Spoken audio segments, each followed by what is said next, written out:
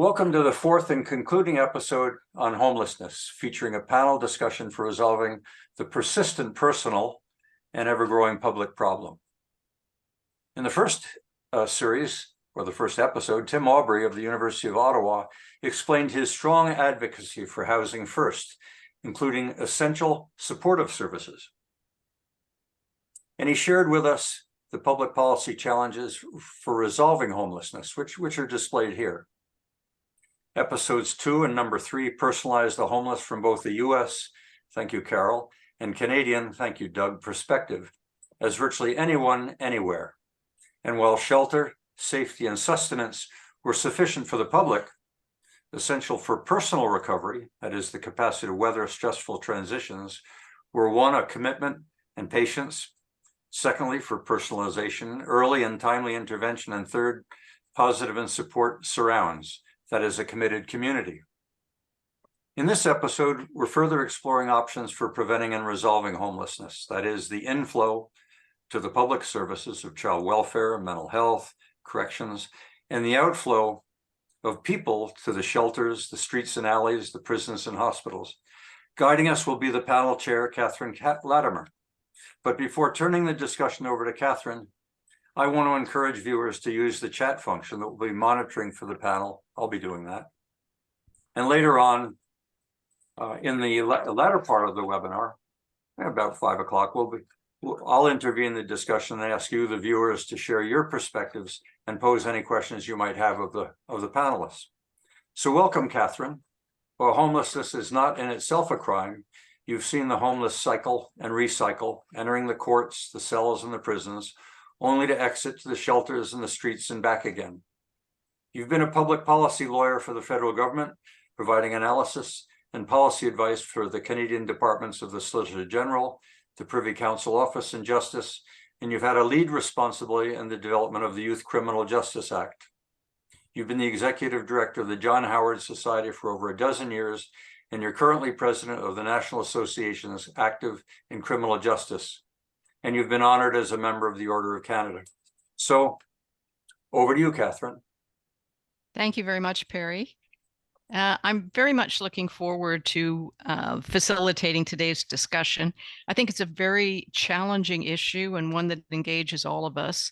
And that is, how do we prevent people from becoming homeless, and what do we do once they are homeless? I am really pleased to have a really well-informed and interesting set of panelists who will tackle these challenging questions. So I'm just going to introduce them very briefly. We have Carol Kane from the United States with us, which is great.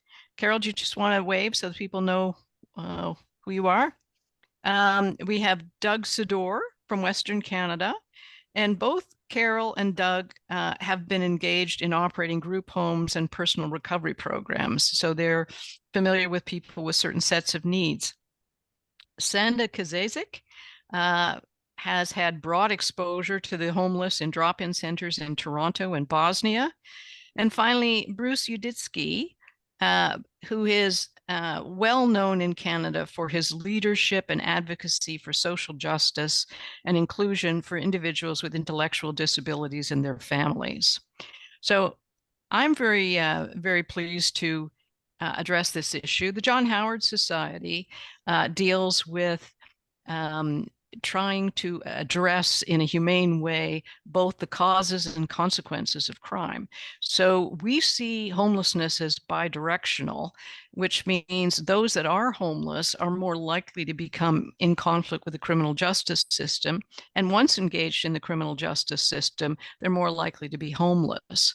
So it's much easier to try and address people's needs without the additional factor of them being homeless, which makes it particularly challenging. Perry has given us a series of questions that he's looking for us to tackle. The first set of questions deals with who are the homeless and where do they come from? The second set is what does the public want? And how does this differ, or what do the homeless need? And is there a difference between the two? And the third is, what can be done to prevent homelessness? So there are three big challenging sets of issues, and we don't have a lot of time. So without further ado, why don't I put the first set of questions to the panel and say, who, in your experience, who are the homeless? How did they become homeless? And essentially, what are the challenges that the homeless people face? Who would like to start? Carol, would you like to start? Sure. Who are the homeless? Well, I would say the homeless, it's everybody. It's your neighbors. It's the people you went to school with. It's the people you worked with. While I was thinking about this panel today, I remembered an episode in my own life, and this goes back probably 25, well, more than 30 years. But I had a really fine job with an airspace planning company in Washington, D.C., and made a lot of money and had custody of my two children. And overnight, we lost a huge contract to the FAA. And everybody but two people from my company were laid off, including me. And I had a big mortgage, and I had lots of expenses, and I didn't have a lot of savings. And I was facing the prospect of being homeless, literally. I was able to rent my house. My children moved in with their dad, and I moved in with the man who became my husband. But I had that backup. I could have been homeless, and not for anything that I did, but just the vagaries of the economy. So the homeless is anybody. You talk to people that you meet on the street and people that we've met doing lots of outreach work when we lived in Seattle, and they're from all walks of life. They're everybody. Yeah. And I think that sort of the post-COVID environment has really, and the downturn in the economy has really shone a different light on who's out there. Yeah. Yeah. It's exacerbated it. Yeah. Doug, do you want to comment on? Yes, economic homeless has created a problem, and it does cross every demographic that we know of. I know successful business people who are homeless today for a variety of reasons. So the economic stuff. Then, the other things that we've talked about, the substance abuse disorder, categorized through mental health now, the population that I'm most familiar with, and the concerns around that usually involve some kind of a crisis point where it could have been economic, usually family crisis, divorce, all of those things that we know, maybe domestic violence, creating a sense of a place that's not safe, and as a result, you're looking for a shelter, or in some cases you are out in the street. Corrections has been raised already. I worked in that field for about 8 years as well. And yeah, it's that cycle. And so this whole area, where do they end up? Well, at a shelter, perhaps they're able to get into a treatment facility, or they end up on the street, and we see them in every community. So yeah, who are the homeless? It crosses every demographic. Where do they come from? Well, they come from all sorts of backgrounds and circumstances, and for some, it's almost like a permanent situation. Sanda, is that what you're experiencing in Toronto? Yeah, I keep nodding as the other panelists were speaking. I mean, it's widely known fact that Toronto is outrageously expensive, and has become so the last couple of years. And housing, in terms of fear of losing housing, not having access to housing, is touching on higher and higher economic levels for people. There are people like, two people and kids and like two salaries coming in, and people still can't afford their housing. So I don't think it's so surprising that we have, people experiencing homelessness in thousands in Toronto. And it is like the common thing that they have is lack of access to housing. Yeah. These are like from the work I do, I don't think of people in terms of their housing situations. They become individuals when we work with them, like they have a name, they have a history. They're very different. They're people who, used to be professors or, travel agents, social workers, but due to a set of circumstances found themselves in need of help from the system that's not functioning the way it's supposed to. So even people who want to access shelter system, again, I think it's pretty common knowledge that there are no shelter beds in Toronto, as awful as they are. So people's choices become very limited, and a lot of them end up being underhoused and street involved. Yeah. Bruce, are you seeing that as well? Is that your sense of it? I wanted to make a comment first that relates to what Sanda just said, and then I want to talk about the specific population I know best in a moment. And what the public tends to see without a lack of knowledge or understanding is, a collective, if you want, of people that see the encampments, for example, the groups. But every one of those people came into homelessness or as a family individually with a unique story, okay? Where there were opportunities, I would argue, for actually prevention of that. And I think that's what we're largely missing.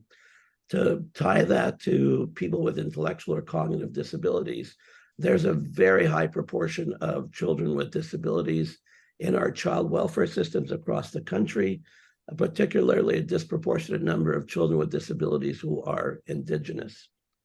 There are very few supports for families who are raising children with disabilities on First Nations or in urban environments. And so those families go without supports, without being able sometimes to negotiate incomprehensible human service systems and bureaucracy, and end up with children being apprehended. In the child welfare system, children with disabilities have a much more negative experience than children without disabilities. They tend to move more frequently. They have less stability, less continuity, less of sense of family. And they can leave the child welfare system without any supports in place. So they are very vulnerable because if they don't have somebody there to stand with them, walk alongside with them, they're subject to the vagaries of the system and trying to negotiate something that most people can't readily negate. And adults with intellectual disabilities, you see the headlines, people with disabilities are seeking MAID because they can't get the supports and services and funding they require to live decently in decent housing. So we have adults with intellectual disabilities on very limited incomes, and if they don't have a family of means and resources, they run too high a risk of falling through the cracks, rather. So that's partly who the population is made up of. But in addition to that, all of those avenues suggest points of prevention were not focused on nearly enough. Yeah. The next question really deals with public perceptions around homelessness and what the public wants and what the individuals who are homeless need. And I wonder if, the visible homeless, which are often, drug involved, people with mental health challenges, create a sense of anxiety about dealing effectively with people who are homeless, because the other group is less visible, those whose economic circumstances have recently driven them into homelessness. But those more profound problems or those more often complex cases can be pretty visible to the public. So I wonder if we could just move to the second question, which is really focusing on what does the public want in terms of the homelessness issue. And the other corollary to that is, what is it that homeless people actually need? Do you want to start with that, Carol, or you? Yeah, let me start with the second one first. What do homeless people need? I think that it would be too seductive to try and come up with a, one size fits all, because I think each homeless person or each homeless group, because you can have couples and families, their needs are unique. Yeah. They may overlap in some way, but they're unique. And for instance, I just got involved with a group that provides support to pregnant women. And one of the things they're looking to do is open a home for pregnant women or women who have just given birth and don't have any family. So they have women they're helping who are sleeping in their cars and they're pregnant. They're sleeping under a bridge.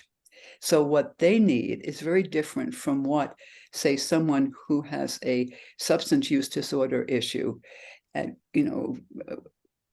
wrapped around a, mental health issues.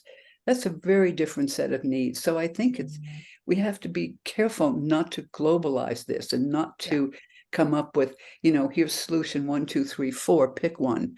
But really talk to each of these people and find out what it is they think will help them. Does that make sense?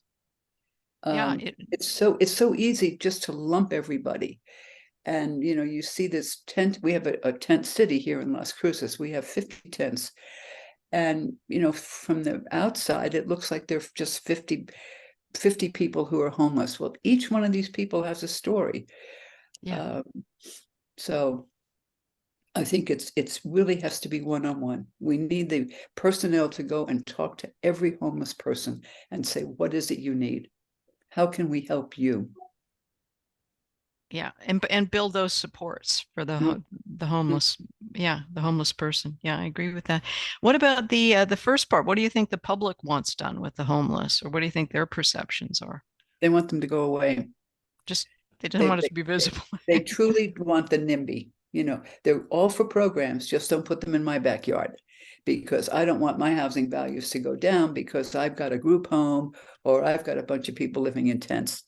So there's a kind of, I don't know, hypocritical sense of that. At least that's what I sense in the United States. It's a challenge. How are things in Western Canada, Doug? Are you seeing that as well? Yeah, I think it's fair to say that the public wants safety, and I agree with that. I want safety in my community as well. And for the most part, yes, we struggle.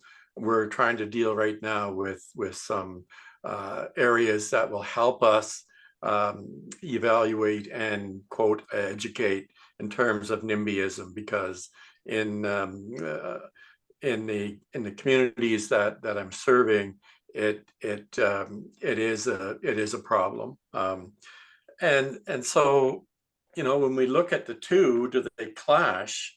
Well, they do clash, but they all want the same thing. A homeless person wants to be safe. A homeless person wants services.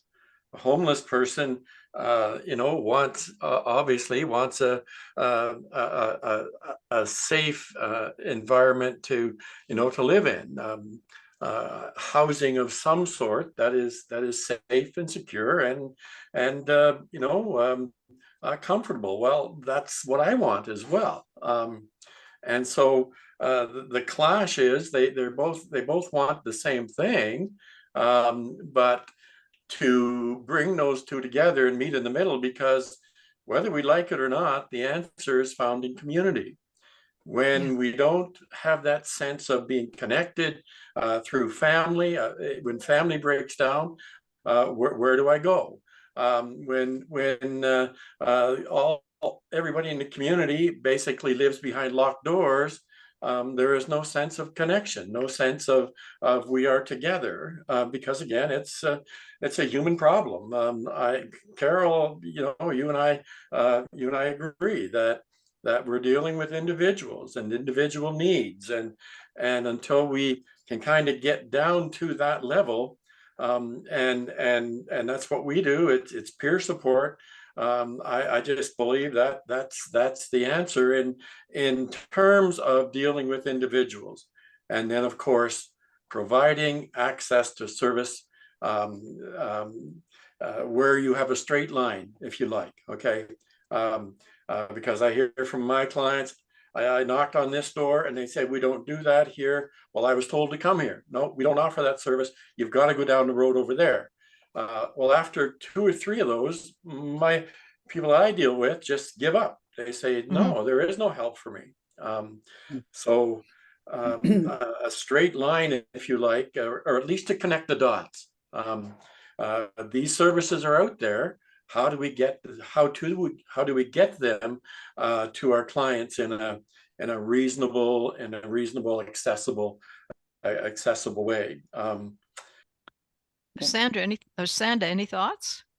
I was just going to offer a little bit or slightly different perspective in the sense that Toronto is huge. I work in downtown East, and one thing that struck me during COVID is how many people from the community in general were so kind, were reaching out, wanting to help, understanding that people were cut off from services. I'm thinking, like, if you stop people on the street in Toronto and ask them, do you think anyone deserves to die because they froze to death because they were sleeping outside? I would say overwhelming majority of people would say no. Yeah. But as with anything else, people who are angry, people who have negative stance are always louder. And it seems like that their view overshadows that kindness. I still, with my whole heart, believe that most people do want to help. Like, as Canadians, we do care about each other. The other piece is misdirection that happens in public eye, right? When you have certain narratives placed like, oh, it's the refugees, oh, it's the newcomers that are taking up all the spaces in shelters. It's people coming from suburbs that are overwhelming downtown core. And that's not true. Even if you remove those two groups from the equation, Toronto already had a massive problem with individuals who don't have access to housing. I mean, I think the common denominator, again, as Doug and Carol shared, is like people want housing. Whatever their circumstances may be, they want housing. But the way the system is set up is we're focusing so much on the end part of things. We're not focusing on prevention, and different levels of system are not working together. And that's where people end up falling through the cracks. Like, for years, they end up being labeled uncooperative or chronically homeless or a lot of other not so nice labels. But from my perspective, that's our failure as a system to meet the needs of a group, because we're constantly looking at solutions like blanket solutions, and that just does not work. As Carol said, we have to look at individuals, their individual needs, and how do we adjust our system so that we can actually help people, help them get housed and help them stay housed. When you talk about individual needs, would you see the housing some of the housing that's being developed that's supposed to target the hard to house? The John Howard Society runs a couple of those, but we have a lot of people who are hard to house in the same building, right? They're not. We also have some that are placed in other buildings, like but there's a spot reserved for people who are hard to house. I mean, do you think there's any particular mechanism that works better than others in terms of trying to address their needs? How do you define hard to house? Hard to house would be people who have been in the shelters for more than 5 years. I think there was a designation of what it was. So they have a lot of needs. I would just say, like, that this is the example where housing first approach works across the board. And for anyone not familiar with it, like, Tim Aubrey's piece in the first episode of this was like wonderful and detailed and covers a lot of it. But the gist of it is that you give people housing first, but then you give them wraparound services around their particular needs. And you keep those services as long as they need them. And when I say you give people housing first, that means, like, they don't have to be ready, or some worker doesn't need to decide that they're ready. You know, the way it works in Finland, they don't even need paperwork. You know, it's like, here's your 4 walls and a roof over your head. Like, one thing that keeps coming up in conversation, like we see on average 200 people in our drop-in. And when I ask people what they want most out of anything, it's like they want a safe space to sleep. Because how can you work on any other goal? Like, I mean, it's common sense, right? Like, how can you work on your health? How can you work on your substance use if you don't have a safe place to sleep and you don't have access to food? I think it's very logical. I do want to make it clear to the viewers, what do we mean by housing? Is that an apartment building? Is it a house? Housing covers a whole array of places. Well, I think, Barry, again, you have to ask the person. You know, we have this tent city, and we have people who have been in tent city for years. We have a program called Tents to Rents. So anyone who wants to move from a tent into a rental unit, we have a pathway for that. But there are people who are very happy in their tent. So it's an individual thing. I think that home has to be defined by the person who's occupying it. I asked it for that clarity because so often we talk about affordable housing or low-cost rent. So my perspective is that housing is anything that's dignified. Like, in our program, we serve meals to people, and I love that my staff are very passionate about not serving anything that they wouldn't eat themselves. So, you know, as creators of housing, or policymakers or government officials, if they wouldn't live in that housing, then that shouldn't be offered as a solution to people. And like, for instance, in Toronto, you know, shipping container style things because of the weather, that just wouldn't work. It would be very cruel. But like, we had someone offering little homes, you know, carpenter who was building little homes for people, which was more dignified than a tent. It also looks much better as a tent and more secure. Exactly. And the system went out of its way to prevent that from happening. And I feel that that's an unfortunate disconnect. I dream of the system in which, you know, community services and all levels of government work together. Like, the goal should be, let's house people, let's help them together, you know, instead of squabbling around, you know, like every little thing along the way. No, absolutely. Bruce, do you want to offer your comments on that one? Well, at the risk of being redundant at this point, just see it as reiteration rather than redundancy. I wanted to go back to, I agree with Carol. It's really critical we see people as individuals, and they do, you know, have a personal story and narrative we have to obviously take into account. But I wanted to touch a bit more also on Doug's point, because I think that's fundamental. The part of what happens to people on the street, at least in terms of I understand it and have experienced it, is people form a sense of community, actually, which is inherent in being human. Right? We're relational beings, right? So what people need is more than housing, in a way, okay? In that they need places to live in, you know, welcoming spaces and community where we can facilitate relationships and belonging.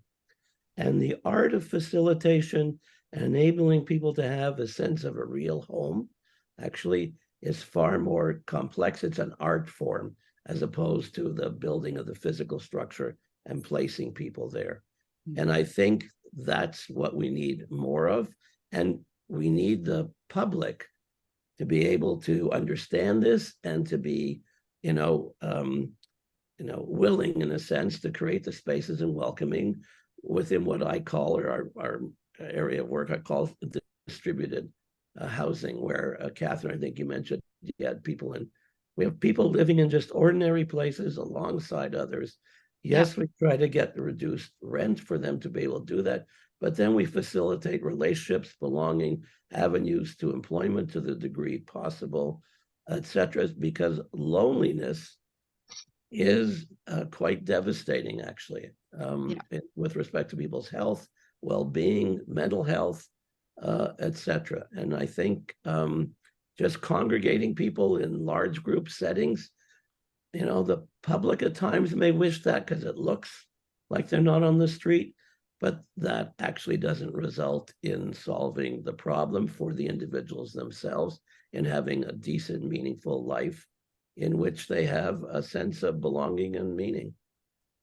Amen. Yeah, Yes. I think that's very critical, right? Housing is a part of it, but you need that sense of community and those supports. Depending on the individual's needs, those need to be addressed if they're going to maintain their housing, I think. Yeah. We need more than a house. We need Yeah. to feel that we belong to a village, that we have community. Again, I will personalize this. 6 years ago, my husband and I moved into this cul-de-sac in which there were 7 homes. No one knew each other. Maybe the person next door, but here we were, 7 people all living in close proximity. Something happened to one of the residents, and the wife had no way of getting home from the hospital. She didn't know one person to call. And I said, Shit. that's outrageous. So I went to every house, introduced myself, and I said, please give me your cell phones and your email. And I'm going to publish a list for our little cul-de-sac. Well, that was probably 5 years ago.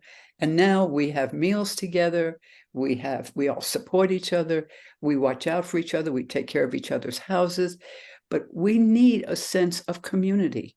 We need to belong to a larger group because most of us are separated from our families. At least we are in the States. You know, families could live 1,000 miles away.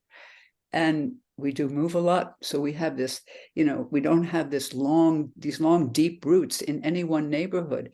But I think emphasizing that, getting people to talk to each other, to feel a sense of commitment to each other, wherever they're living, is critical. Yeah, I think that's very wise. So I think that I'm gonna jump in Yep. there just a second and Sure, ask Perry. Carol to elaborate a bit.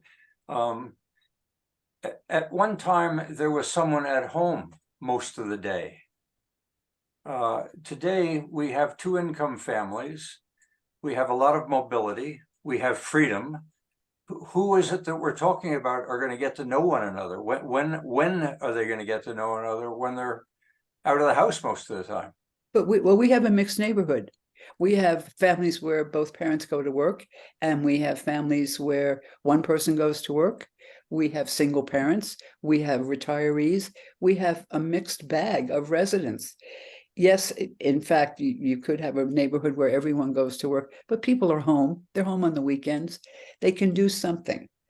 I just think that's a very important part of our life that we have lost over the generations. Yes, you and I grew up, Perry. It was always mama was at home. Well, that's not the model anymore. But that doesn't mean that we can't have community. I have seen in some communities the police actually playing a role to encourage people to have their street parties, have their block parties, Yep. get to know one another for issues of safety and security, and the point that you're making to develop social cohesion. While we sort of, I think, have touched on what people need in order to support their housing and what the homeless need. And Sanda touched on a little bit about the generosity of spirit of some people. But we really didn't touch on, the public perception and how to address, I don't know if it's fear of what homelessness would mean to them, or they're actually afraid of the instability maybe that they see in some homeless people. But there is a willingness to shuffle this problem off to somebody else. And people don't reach out and try to address this problem in the way in which they should. So I think it is I think there's much more that we can do to try and cultivate a better public response to the homeless than what we see now. But and we've touched a little bit on providing the supports that individuals need, which will help them to maintain their housing. One of the problems often is that we see this with some people coming out of prison, that they would much rather not be under anybody else's rules and would prefer to sleep rough rather than be in an atmosphere that they consider to be too confining. But putting the right kind of supports around people who are getting used to being housed, I think is really key to helping them maintain their housing.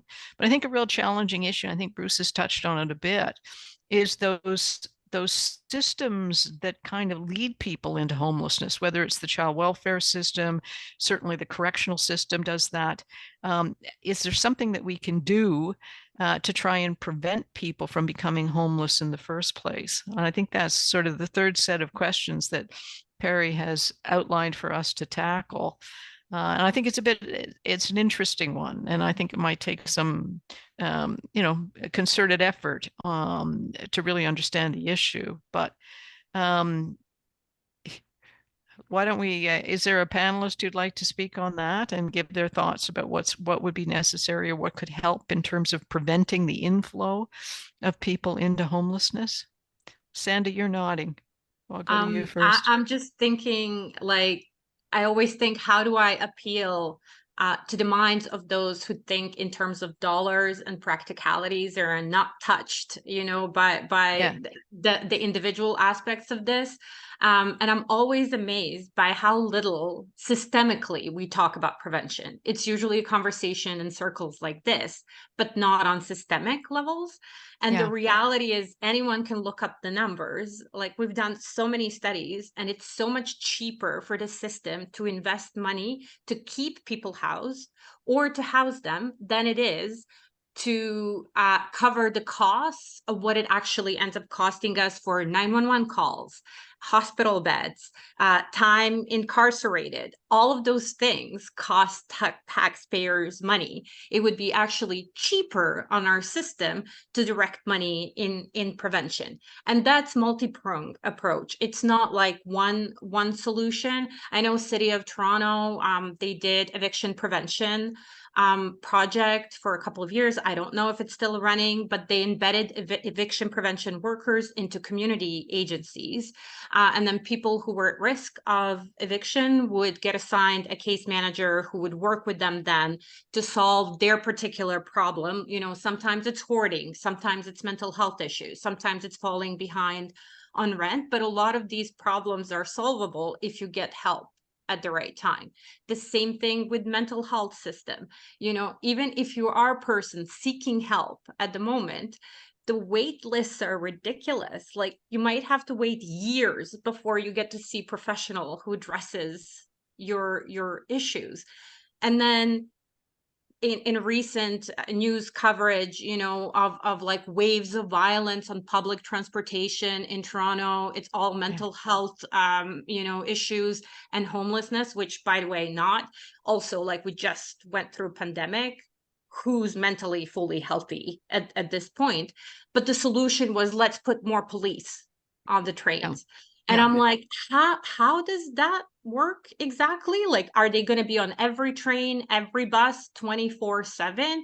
Isn't the solution to look at what's causing people to have these kind of episodes in public? What's the common denominator? And shouldn't we go back to that?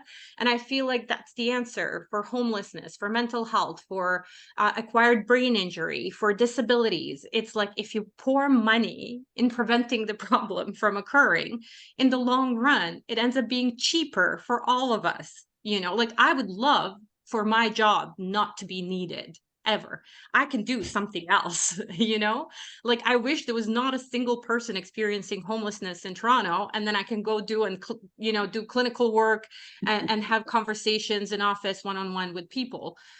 But at this rate, it's like, I don't know, the estimate is that we have over 10,000 people experiencing homelessness in Toronto. That could be a little village. It's like, to me, that's heartbreaking and something that we need to work to address. I like stories. Every story that I've heard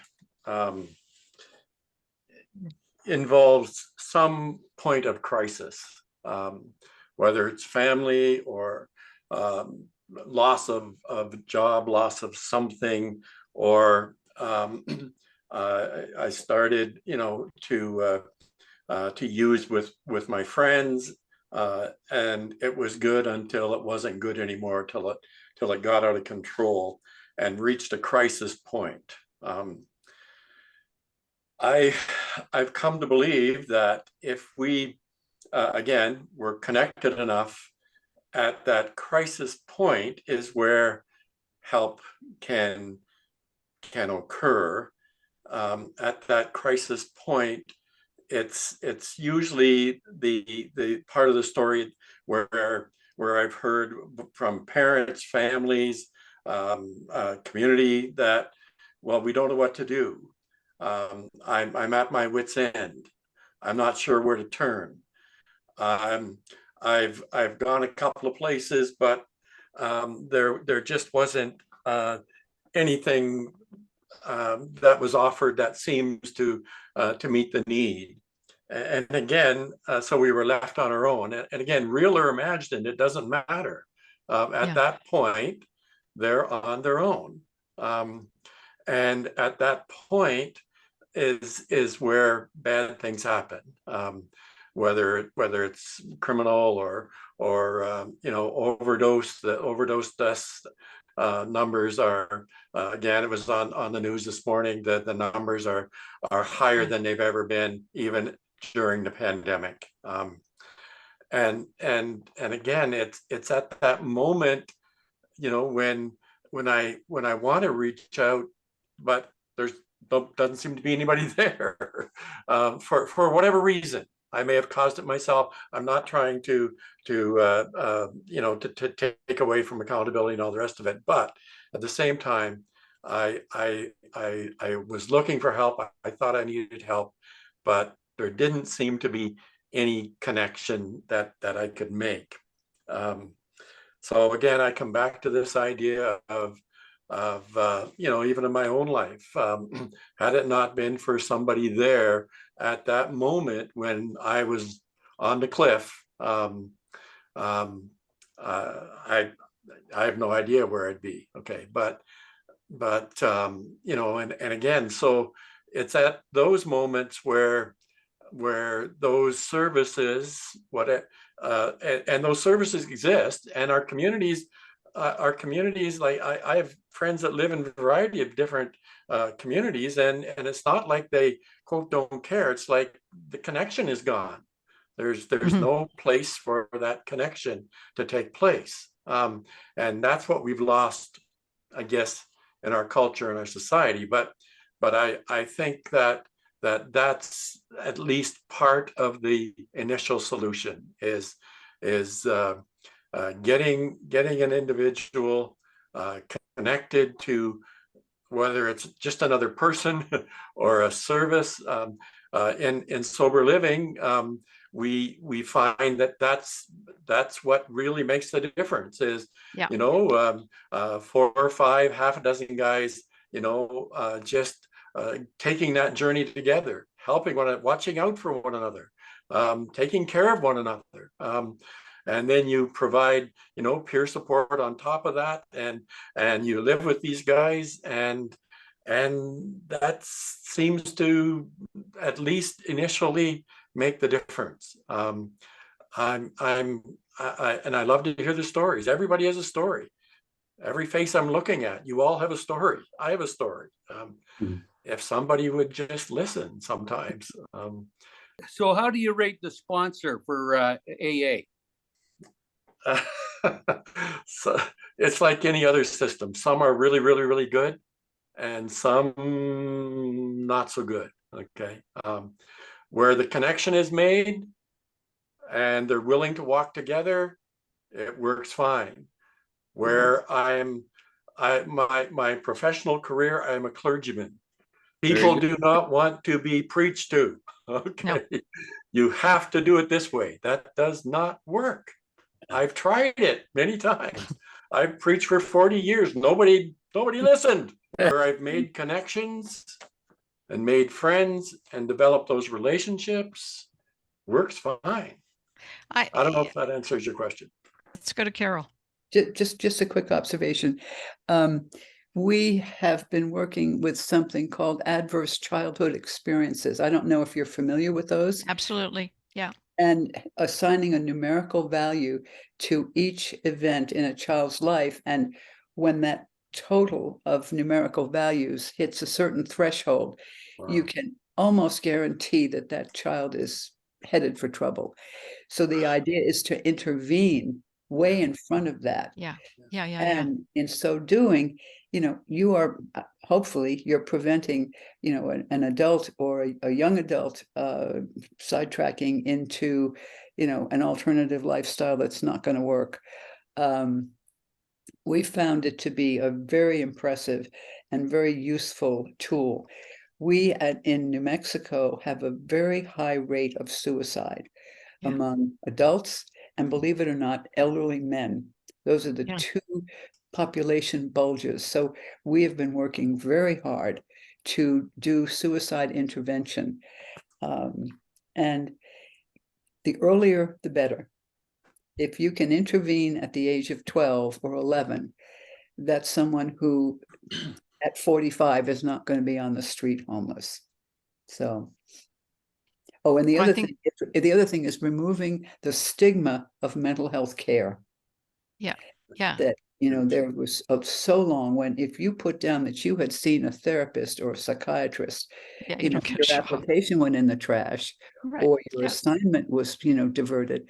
So we really have to work on that is healthcare. And it's right up there with every other kind of physical care that we provide. And it isn't a stigma to seek help. Yeah. Yeah, I think that's right. Bruce, you were pointing out sort of stages at which there's a natural, a point in the continuum of care, whether it's the child welfare system or I certainly see it in the correction system, where things change and the likelihood that being unhoused becomes increased, right? Like I'm trying to figure out if there isn't something that can be done on a more systemic level to build those individual supports. I find on that, just going back to Bruce's, to Doug's point, peer support really works well, certainly for people who have been exposed to the criminal justice system. These people who walk that path have instant credibility. They don't perceive judgment. It's a very interesting thing, but somehow it's a bit challenging to link the people who are able to provide such support to the individuals who need it at the time that they need it to avoid, absence of housing or suicides or drug overdoses. Yeah. One of the things I experienced along those lines was when, just use something for example. So if you're a parent with limited means raising a child with fetal alcohol spectrum disorder, by the time they enter adolescence, life can be pretty difficult and challenging. Yeah. At which point you don't necessarily feel like you can hold on or know what to do to keep your family together. However, trying to bridge the peer support from other families or parents who are being successful, I found the sort of hidden class divide in Canadian culture has really gotten in the way, actually. And so we have, to some degree, a class problem where people who have capacity and resources actually find it difficult to step into and appreciate the world of people who live more impoverished and challenging lives, and to reach out to them and walk alongside them, as opposed to directing what their life should look like. And I think that's not a phenomenon I hear us talking about very much when we're looking at how we need, communities, if you want, to work together to a greater degree to support one another. I just thought I wanted to add that to the mix because I didn't think we had enough problems already. Yeah, I think that's true. Yeah, I mean, some of the peer supports, I don't know what's Doug's experience has been with peer supports, but these are often people who are of the same same absence of resources, but it gives them a real sense of fulfillment to be able to lend a helping hand to someone who's in a position that they had experienced and maybe or maybe did not get the help at that time. I don't know what your sense of it is, Doug, but what we're trying to do is we're trying to peer support is, yes, it's lived experience. Okay.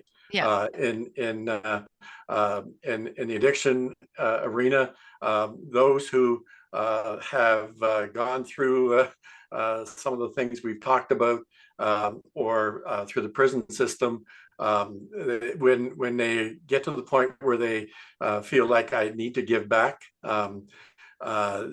they actually are really the best peer support workers that I've found, and we hire those because when they're talking to another, to an addict or to somebody, I work with a group of guys that I knew in prison. I meet with them on a regular basis, and they're helping one another, and the peer support. I just believe that's where we'll gain the most traction is and there's training now available, and I think we just need to. I think I said last time, when we talk about, the encampments and looking at it through, the eyes of a policeman, they have their work to do for sure. But I've said, facetiously, but not really, with every policeman, there needs to be a peer support worker who can say, you know what, I've been there, I know where this person's at, and I'm prepared to walk with this person. If they're willing, I'm prepared to journey with this person, or 4 or 5. We find a peer support worker can easily work with 4 or 5 people on a daily basis if needed, to basically say, look, I know where you're at. This could be the next step for you. Anyway, that's my commercial. That's my ad. Okay, I just believe it. Yeah, I think it's somebody who can reach out and try to understand the individual set of needs, which is sort of where you were, Sanda, that and Carol, these are individuals, and they're going to have a different set of needs and a different, some things will resonate with them and others won't, but it's trying to address each homeless person as an individual. Yeah. Is it okay and I think it might be different.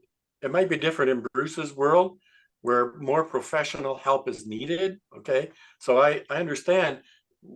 It's going to be all of us working together at this. I'm not a psychologist. I'm not a so those people are absolutely necessary, but they're maybe not sometimes in the trenches. Anyway, sorry, Sanda. Oh, no worries. I just wanted to tack just a comment on the group we didn't talk that much about. Yes. I feel that people who are visibly homeless and who use substances get judged the harshest. Yes, they do. Sure. Yeah, I think that's right. And I just wanted to go back to what you said, Catherine, about people not liking someone telling them what to do. Which one of us does? Right? Like, think of an average teenager, right? It's like they can't wait to be an adult so that, they can make decisions. And none of us like having someone telling you what to do.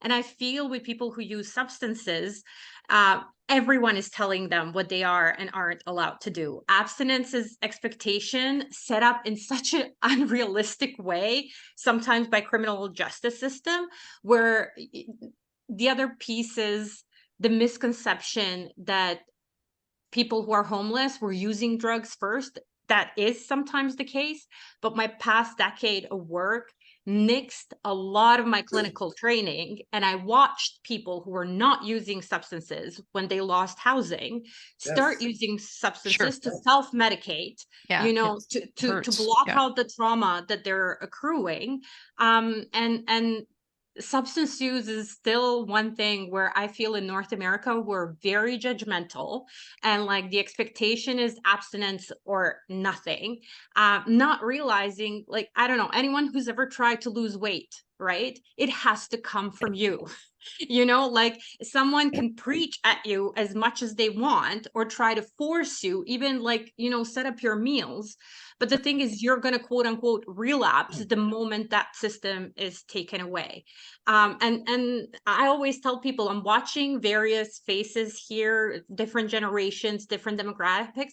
I guarantee you have people in your life who use, illicit substances recreationally, or drink a little too much, but are able to function, who are probably not sharing that and like successfully hiding it from people in the rest of their life.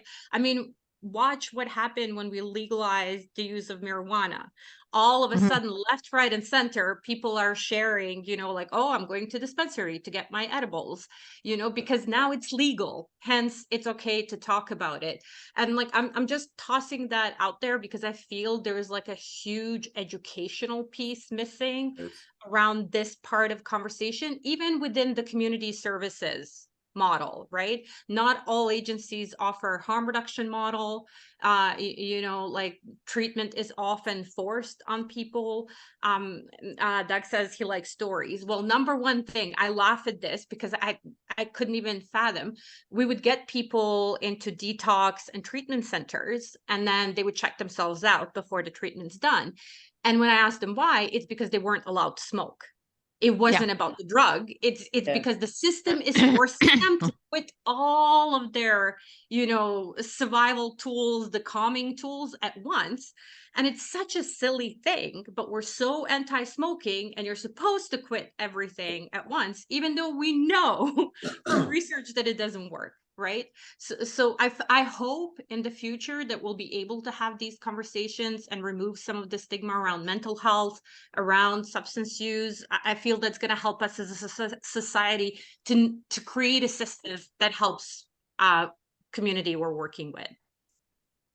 Yeah, I think that's extremely wise. I think that is the visible face of homelessness that upsets people, right? It's the the erratic behavior you get a little bit from the drug users. And, it used to be when it was mostly an opiate-based drugs that were being used, they'd just sort of chill out. But the new drugs like the crystal and stuff, it can cause, a little bit more erratic behavior, louder, funny walks, things that look scary to people.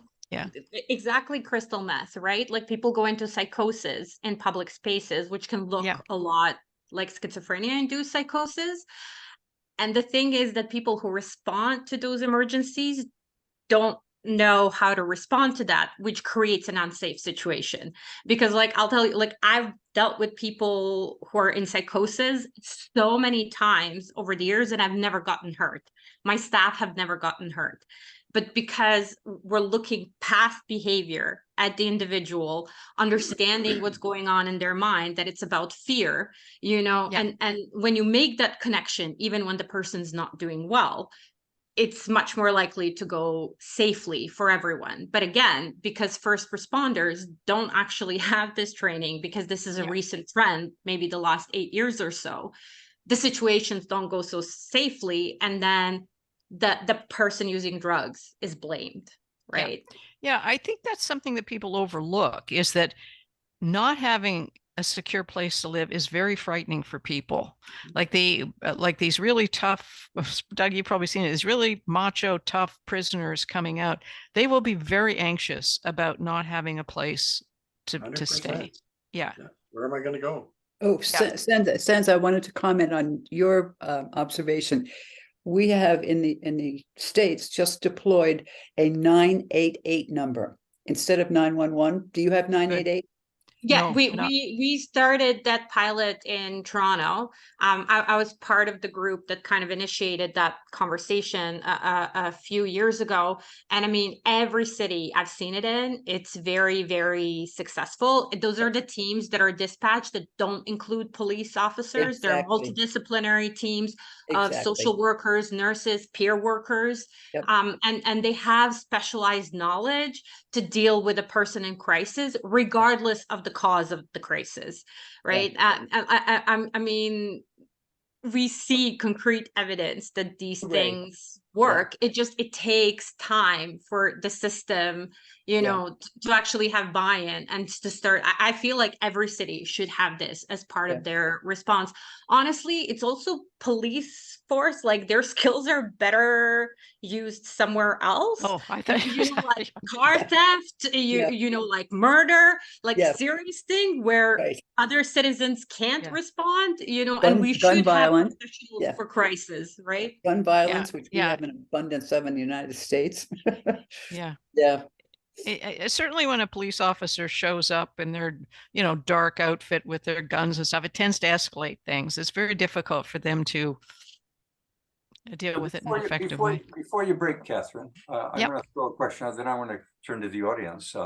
So far, it's been extraordinary. I couldn't have asked for more. The breadth of what we're touching on, the concept of personalization just resonates over and over again. But I'm going to take you back 60 years. 60 years ago, 60 years ago, I was younger.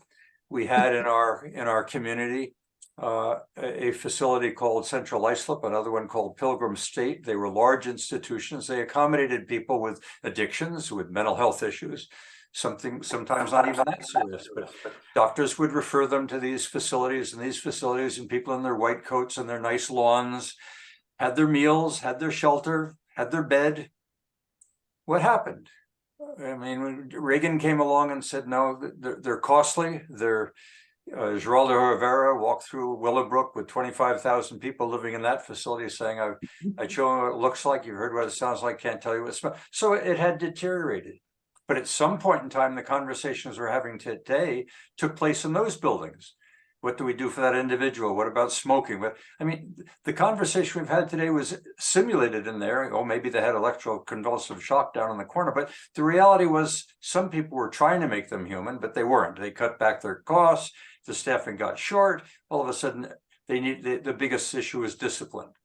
But if we keep on going the way we're going with the stigma, and with the communities getting dirtier and dirtier and the populations gathering in large volumes, somebody's going to turn around and say, gee, it wasn't so bad 60 years ago. Perry, I think you're right. I think it could. I mean, a lot of those institutions were pretty abusive in terms of human rights and treatment and so on. But because people on the street are vulnerable, like a lot of them carry weapons because they're feeling they're ready to be assaulted. One sort of hopes, well, can't we get some kind of a safe sanctuary kind of place that's humane? Like, and so there's that thing in the back of your mind that takes you back towards, you know, something that could morph into institutionalization. I think there are problems with that too. I don't know what other people have to say, but it's I'm not advocating, believe me, because I spent, as Bruce knows, and many of you know, I spent a good portion of my life developing community alternatives, and I think reasonably successfully. But my fear has always been, I think it's legitimate. Wrong, and if these problems began to gather in community, the public looks for these broad stroke solutions. Will say, gee, I came up with a new idea. The facility isn't 5 or 50, it's 500. And before you know it, Michael Foucault was right. We're back from back wards to back alleys to the back wards again. Yeah. Bruce, you want to jump in here? Yeah, I think it was maybe Sanda, maybe Ron said this before. You need a multi-pronged approach. Right. So, you know, the preventative approach, for example, understanding the impact of trauma during childhood, for et cetera, when to intervene, and so on. We need to up that to a much greater degree we have now. Okay. People that become somewhat, you know, entrenched in the, you know, on the streets and encampments need actually a different approach. And so you have to approach the problem, I think, and that's just 2 dimensions of it, which is obviously inadequate. But I think the investment needs to be, you know, somewhat equivalent in the sense, not just with respect to what people see as the visible problem on transit, for example, or to that effect. And at the moment, we don't seem to be that quite prepared to invest in seeing people as individuals, no different than anyone else, and providing the supports and intervention they might need in order to see themselves as, you know, valued and have a sense of belonging, and then addressing people that need other kinds of people to walk with them. So for example, when we're trying to get somebody off the street who has found the street to be their community, we need the right kind of worker, if you want, in person to stay with them, to stay connected to them, to see where the openings and the possibilities are, to move them a little bit closer to a more positive, safer context. It's not an overnight, put them in a facility or place and the problem has gone away. It takes time to help people, to restore people to a decent, good life from the streets. Yep. Mm-hmm. I was just going to go back to what Carol responded earlier around this. To me, it boils down to consent. That was one piece of the puzzle that was not existent 16 years ago. And I mean, the threshold now is very, very high for proving that someone is a threat to themselves or to others, where then the system gets triggered and you know, they're put in a different context, like, you know, in an institution for observation. And honestly, I prefer it this way because anything done to people against their will is pretty traumatizing. And who am I to be the judge of what's best for that person, right? It's like sometimes because people are visibly without home, you know, all of their personal issues are on display, and we feel like we have the right to solve their problems in the way we see fit, which is very paternalistic, and it also doesn't work, right? I mean, just because someone uses substances or just because someone is having a mental health episode doesn't mean that we remove all choice from them, right? It might be uncomfortable to see, but are they really a danger to other people, or are there alternatives to actually get them help on their terms? Because when people get help on their terms and they're in the driver's seat, their chances of success are much higher. And again, I'm going to say, like, you know, if I went to any of you and forced you to do something and took away your power of choice, like that in itself would be traumatizing and reducing your chances of success. And I'll say this is not super simple. Like we deliver social work services, and this is something we struggle even in case management, right? It's like, when do you back off and let the person make their choices? Or like, when do you back off and let your teenager make their choices and see the consequences and learn that way instead of you making decisions for them? Hey, Catherine, there's some comments in the chat area. Yogi has asked, whether or not there are any statistics to show that homelessness is actually growing. I think the sense is that it is, but can any of you comment on the data that we may have and the evidence that it's becoming a growing problem? I can probably dig some information up for you. The Canadian Alliance to End Homelessness, it has access to these, what do they call them, counts, which will give you a sense of how many more people are on the street. Difficulty is that in more rural areas and whatnot, the counts might be a little bit off because but yeah, and the sense is that the homelessness issue is actually growing post-COVID. Yeah, well, certainly in the United States, there are probably a half dozen cities that are, I would say, in pre-crisis mode in terms of the homeless population. Yeah. Seattle, Portland, San Francisco. Wow. I've just lost the other one, but Denver. Denver. Yes, thank you, Perry. I mean, it really has become a citywide, a statewide issue, and they're trying everything they can. Denver just rounded up 300 homeless people and put them in temporary shelters because there were parts of downtown that were just inaccessible. It was such a mess. The second point, another point as we bounce, I mean, this is going to be sort of quick, ready, fire, aim. It's been made whether or not people can solve homelessness themselves. And I think that what they're touching on there is this distinction between the transition person and the long-term homeless. There is a term recognizing some people are just in and out. That's the volume. The majority are in and out quite quickly. But it's this everlasting issue. Chronically homeless. Yes. So exactly. Yogi, the point that's made, it's the chronic we've been typically talking about, not those that require minimum intervention, where someone has been unemployed, they fell out of the nest, they're back in on their own. So, Yeah. okay, seems that dropping out, any stigmatizing moral judgment is paramount for any progress. Well, that's getting into how we're going to deal this publicly. If we can get rid of the stigma and beginning to deal not with the mass, but with the individual on a first name basis, we may well make some breakthrough. But that's not where that's not how the public looks at this. They looked at this as a public problem. That means clean it up, get it out. Yeah. Catherine, you want to elaborate? I could just say that I think if people adopted maybe Carol's initial comment that this could happen to anybody, but for the grace of God go I, this would make it much more accessible to people as in terms of, it's a real problem and we can all pitch in. But they see it as the other that are unhoused, not them. We often tag this as an issue of those that are impoverished. This problem doesn't exist in suburbia, does it, Doug? It does exist. High wealth individuals, they've got their own homes, they've got their special school, nice parks and woods. How could this be a problem?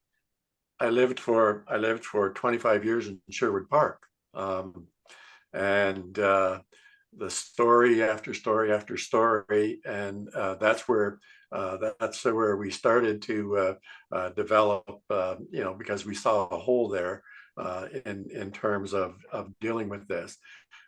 It's well hidden. You don't see it, quote, on the street, but I can tell you that I would say at least 20% of the families, et cetera, are facing some form of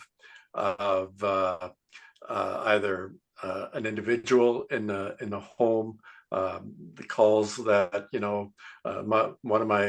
it tears the heart right out of you for to talk to a father or mother who say, I had to throw my son out last night, well, where is he? Well, I don't know. Okay. And what we find is that term couch surfing. So they'll end up, with a friend for a few weeks or whatever. The real chronic ones end up probably, in the city. We're a bedroom community of Edmonton, so usually end up downtown in worse circumstances. So you think it's not in your community? Well, that's a myth. Yeah, the Alberta just done a study in rural Alberta where it's a growing problem, not just of the indigenous population. Yeah. In suburbia, I was chatting with someone today that said there's 140 known homeless in St. Albert, which is considered a pretty high-end community, low unemployment, high levels of education, quite well off. And yet 100, well, what are their problems? The problems are the addictions, where youth are getting into drugs and alcohol and free living. I've sometimes wondered whether or not we shouldn't be making some military service mandatory in order to bring discipline to the lives of some of these kids. We don't have a military in that regard in Canada. They do more in the US, where you get some type of a trade, you get some discipline. I know you're dying to ask a question here, Eric, or make a comment. So you're on. Okay, I want to draw an analogy. You and I might have talked about it, but it's refugees. The one thing about our country is we don't end up with big refugee camps, and yet we have refugee camps in other places, and that's a breeding ground. It ghettoizes it, and so but somehow, and I was vice chair of the failed Edmonton and chronic homelessness in 10 years. So I'm pointing the finger at myself a little here, but we somehow are allowing this ghettoization to occur in the homeless, in my opinion, and I don't think it's good.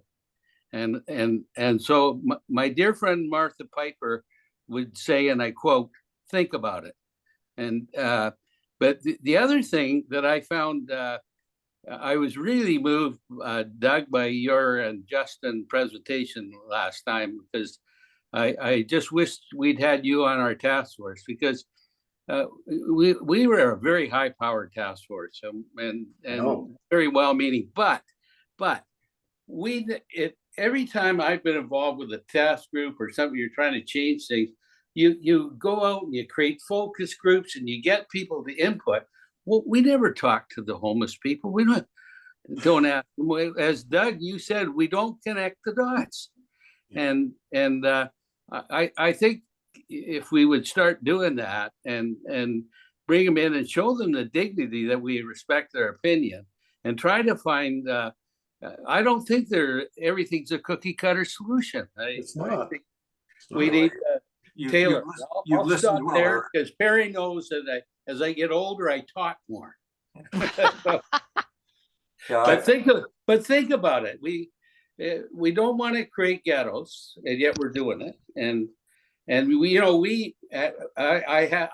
don't ever want to sound offensive, but we clearly were on housing first with unconditional love, and we got really great results initially in Edmonton. We had very high retention, and I laughed when you guys were talking.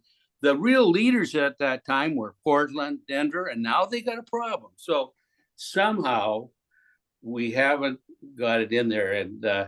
And my daughter is, she's a psychologist and she a mental health advocate. She spends all her waking hours, her and her friends out doing skills workshops.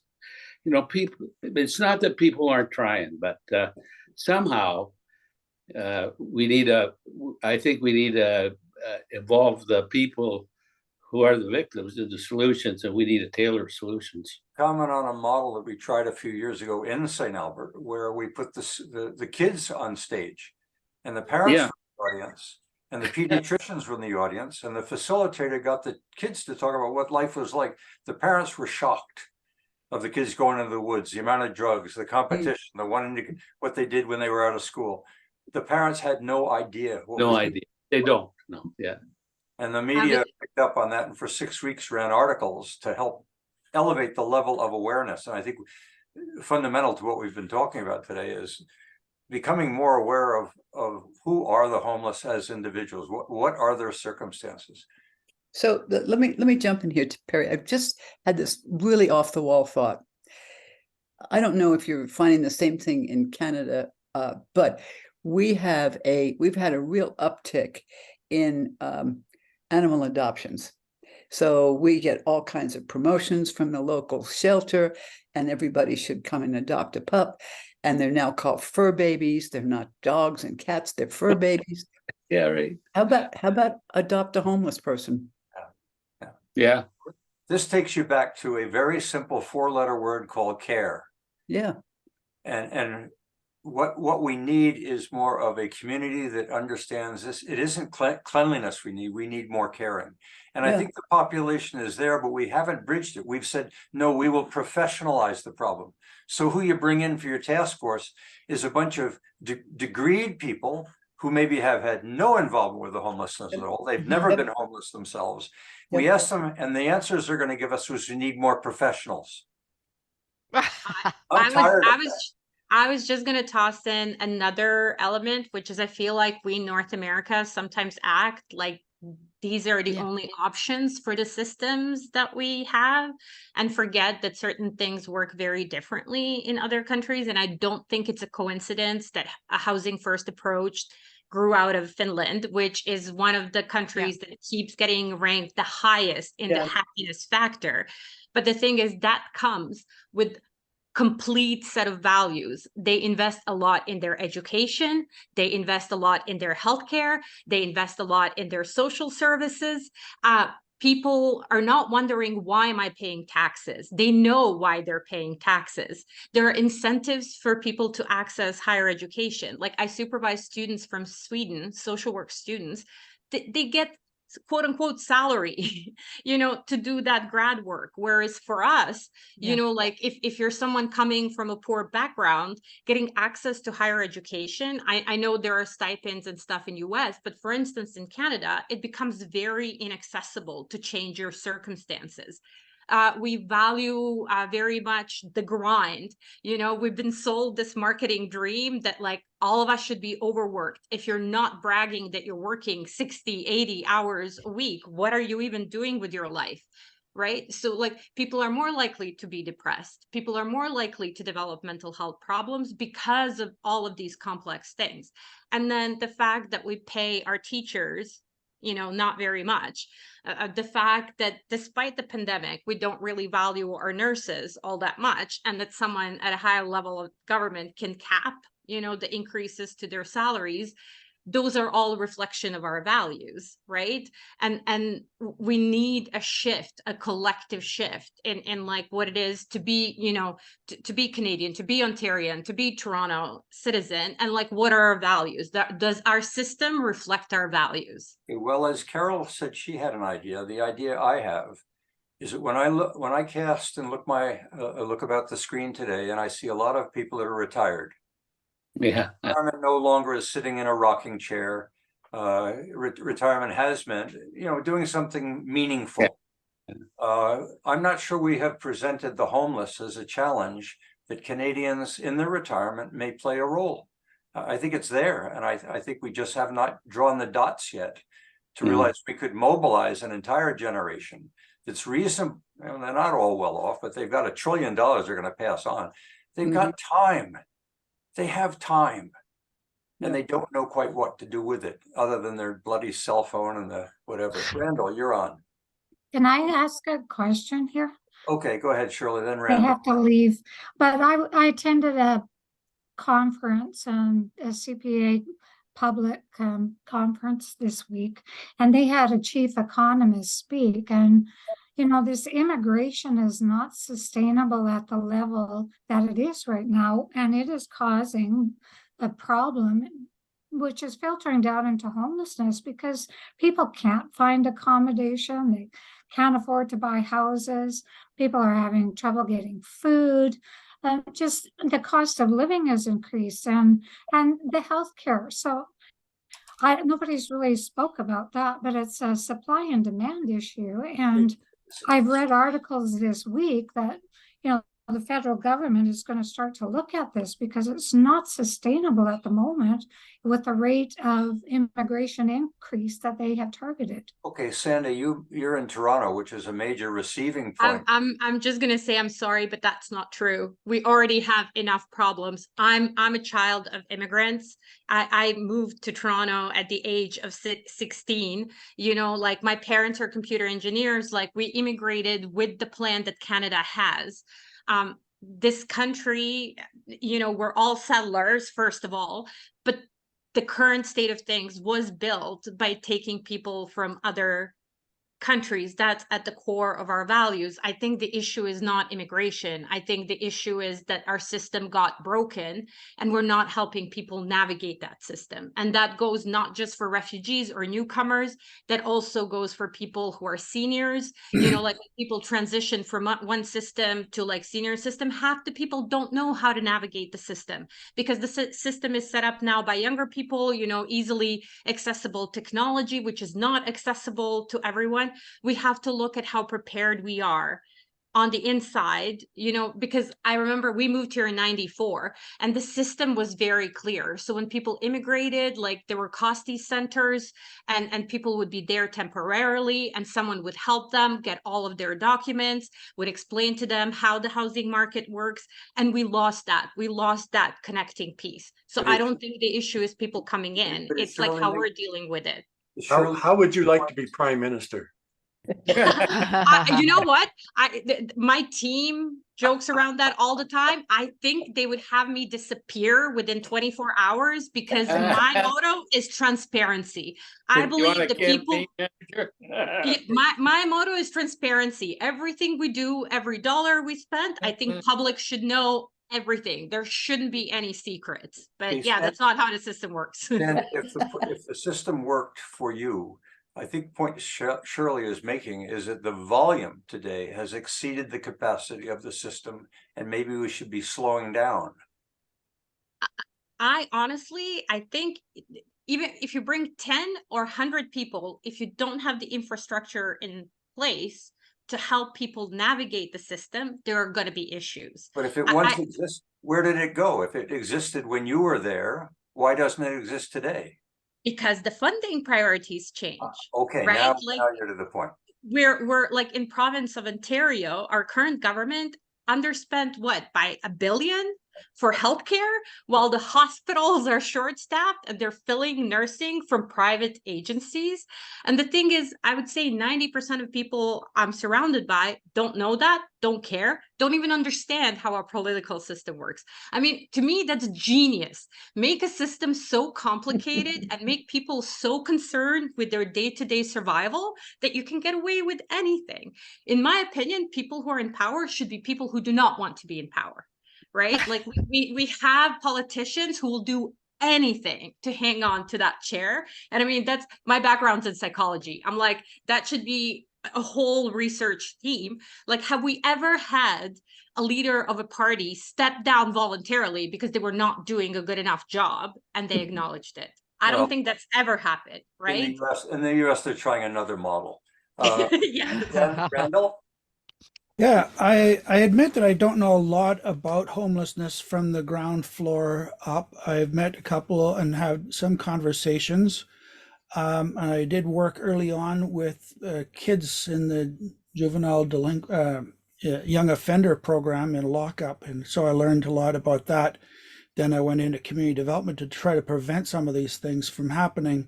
But at this point in my retirement, I am exploring the possibilities of setting up a self-employment program in Chinatown in Edmonton for the homelessness.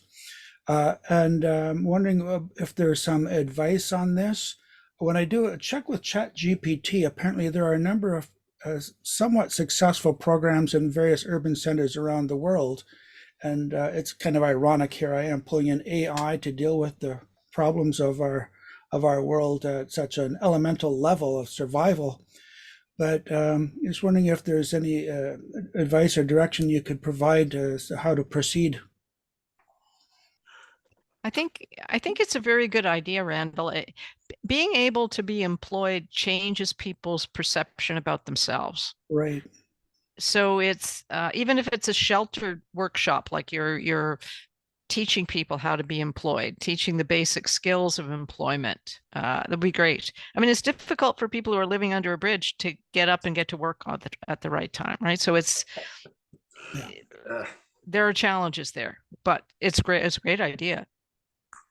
That was why I alluded to the military, and I said it tongue in cheek, but there's a certain structure, a certain discipline, a certain expectation, a certain trade you come out with, but today it's a voluntary exercise. It's not conscription, so we don't have that option to pursue, but we are in wrap-up mode. Catherine, I'm going to give you the chance for the last word, but I'll ask each one of the panelists, and then I'll ask you. So Sanda, why don't we start with you? Any final words briefly? I'm going to go back to what you jokingly said about seniors. I think at the heart of this is connection. Human to human connection. We need to find ways to make people feel connected and not neglected by the system. And I think that umbrella covers various scenarios. Like we have to stop looking in terms of dollars, systems. Like it should be about the human being, and we should care what happens to every single person in our community. I think that's the bottom line. Well, maybe there's a way to form clubs that will work together, teach one another, and then to go to a homeless village and begin to work with them as a team. Next, Doug. I would concur. I think that if we're talking, so homelessness again has different levels like everything else. But if we're talking to chronically homeless on the streets, then yes, that's where we need to be. And that's just as simple as it is. That what do they need on a day-to-day basis, et cetera. And so I concur. Okay, Bruce. Well, again, I'm going to reiterate a bit. I think that the focusing on points of vulnerability that's raised earlier that are, often substantial indicators of people running the risk of being homeless. We need a lot more attention and investment in that agenda if you want, because what we tend to see as the problem is the outcome of that, not what needs to be done prior to that point in time. Thank you, Bruce. Carol. Well, I think we should do this again.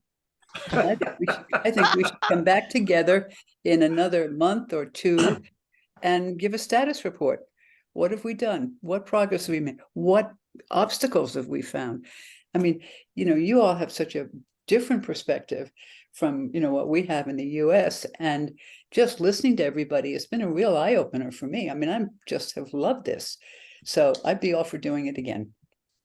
Well, thank you, Carol. Catherine, you've got the last word. Sure. I think there have been a lot of important ideas that have been shared.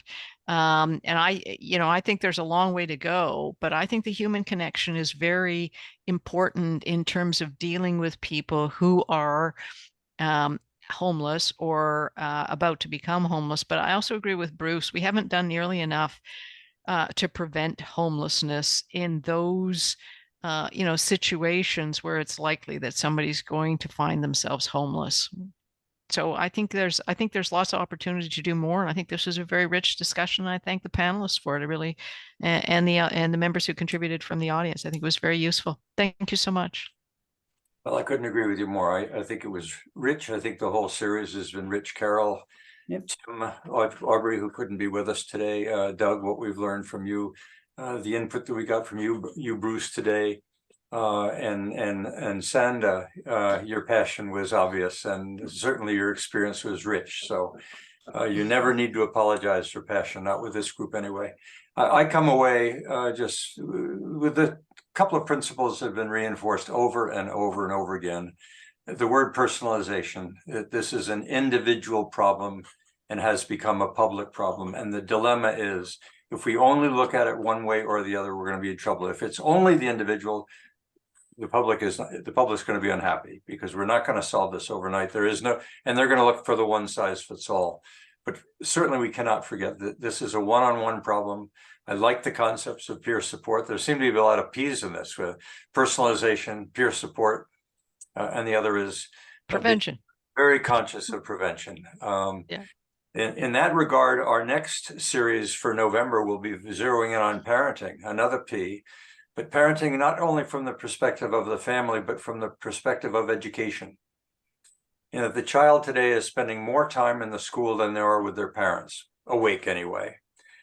We have an opportunity there. We may have a system that is insensitive or maybe overly sensitive. I don't know. So we're going to be exploring, and you're all welcome to join us again as we start to explore. We've got some excellent presenters, some of them a little provocative, maybe not as much as Sanda, but provocative. But they're gonna help us think and comment. I think maybe it was Carol. Maybe we need to just think a little bit more about this problem and then feel about it, because the word I go away with is we need to care more. Yeah, We all need to care more. This is not a psychiatrist problem. This is not a psychologist problem. This isn't a policeman's problem. This is a public problem of just not enough caring.